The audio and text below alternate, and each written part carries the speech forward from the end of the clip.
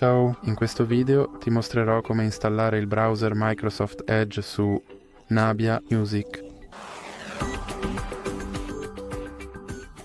Quindi, devi iniziare aprendo il Google Play Store, poi clicca sulla barra di ricerca e digita Edge. Ora clicca su Cerca e poi seleziona questo browser specifico e clicca su Installa.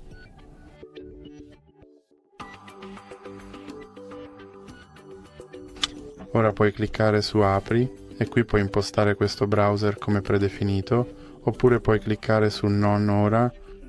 Ora devi confermare i tuoi dati e le impostazioni precedenti. E come puoi vedere, il browser Microsoft Edge è installato e pronto, quindi questo è tutto per questo video. Se ti è piaciuto, per favore ricorda di mettere un like e iscriverti.